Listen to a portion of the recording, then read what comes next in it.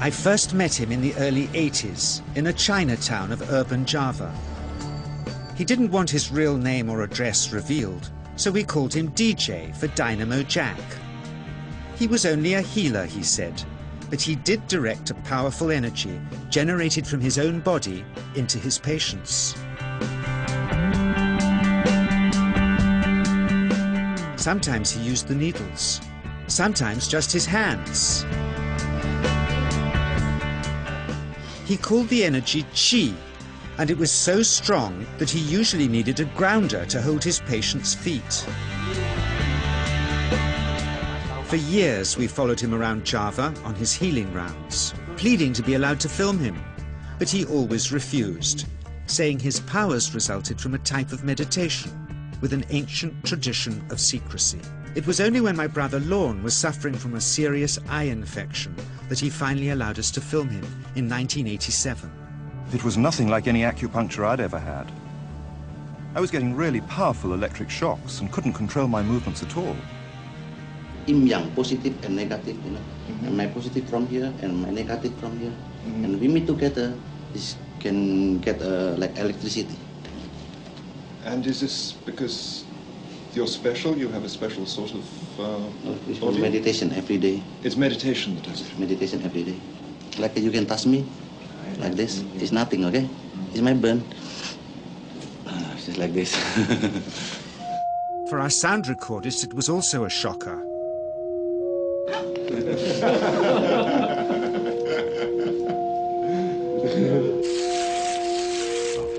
He then took our newspaper outside and showed us how Qi can also be used to set things on fire.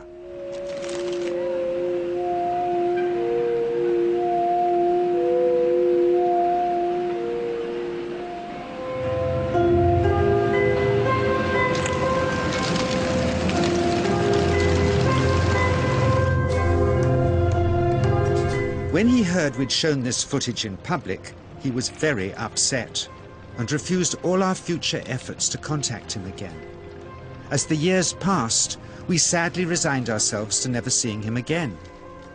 My brother Lorne never did, for by 1997 he was already dead, when I again found myself with DJ, now treating me for an eye problem. But it wasn't this that brought me back. He had tracked me down out of the blue and invited me to tell me a story. He had just returned from 2 years on a deep meditational journey, alone in the heart of Borneo. Amongst his revelations, he had seen, he said, how history was moving on into great change, and the old wisdom was vanishing. So he'd called me back to film just enough of him to remind us that we all have undreamed of powers sleeping within us, and that there's nothing special about him except for his training in waking them.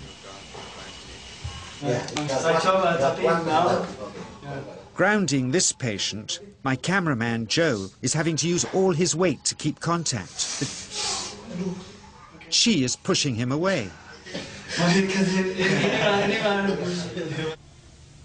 He seems able to control the amplitude of this Qi, like a dimmer switch, and it causes uncontrollable responses in the patients and their grounders. I can barely keep my hand on you. It wants to fly off. The electricity is so strong. This mother unwittingly grounds her child. He won't sit still, so she's asked to hold him and grin and bear it. Sometimes, signs of this passing energy can be seen in the transmitter too. This Qi stuff is only the surface, he says, of the real adventure beneath, in the meditational technique.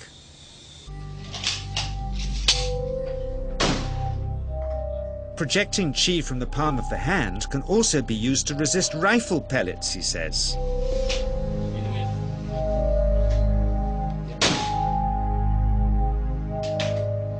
First, you learn to distinguish between yin and yang Qi in your body. Then how to pool it in your navel chakra. Then how to project it, he says. And it's the proportionate mixture between yin and yang which accounts for different effects, like pulling or pushing objects or igniting them. Then he gets really strange. He says that mastering yin qi is the key to the spirit world. There's a long tradition of Indonesian krisis being possessed by spirits.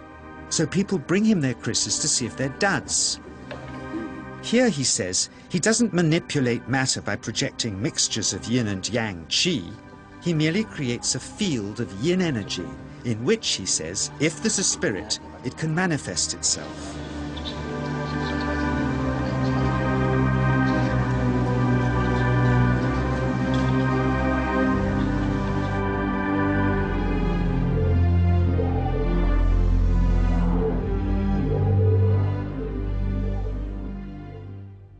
So I invited a small group of scientists back from the United States with measuring equipment to test if DJ was for real. And if so, where might this energy belong on the electromagnetic spectrum?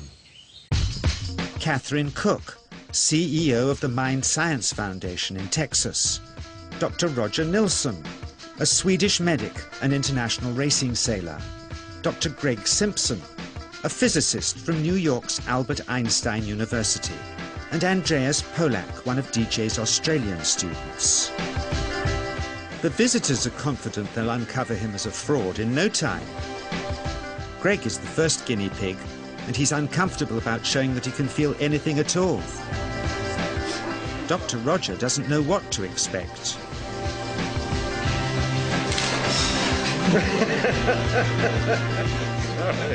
Out comes the metal detector, like the things they use in airports, to see if he has any concealed metal in his body. Then the voltmeter, to try and measure the qi. But how to get it to work? Where's the ground? What settings? DJ suggests that as his negative is his perineum, and his positive is his navel chakra, perhaps that's where the electrode should be attached.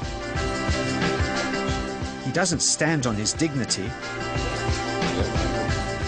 He's eager to help, but still no readings. They're getting shocks off his arm, and now they're on the right settings, but the needle still isn't moving. DJ says it isn't electricity, it's qi. It's 1, 2, up, I feel it in my whole body.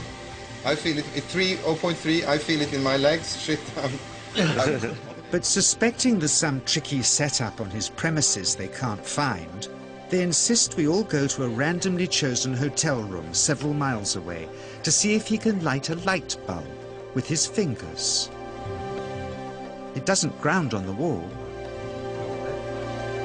So Greg holds and grounds one wire, while DJ pumps qi through the other.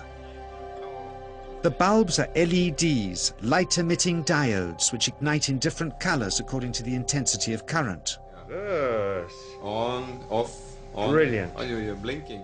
Things were going well. DJ was enjoying it too, until he invited us all out to lunch at his local, where he tried to push a chopstick through the table.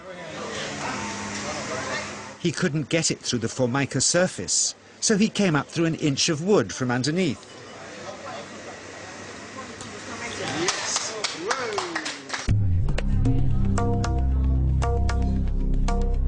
Not only did he draw his own blood, but a chopstick splinter had caught Alison here between the eyes, drawing more.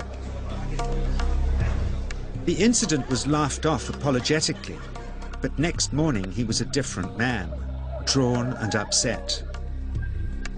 He said he'd been visited all night by his long-dead master, raging that he had broken the strict taboos of his sect, never to show off in public and never to cause harm or draw blood. He felt deeply chastised. All further testing and filming must end. Never again would he submit to public scrutiny, nor accept any new students.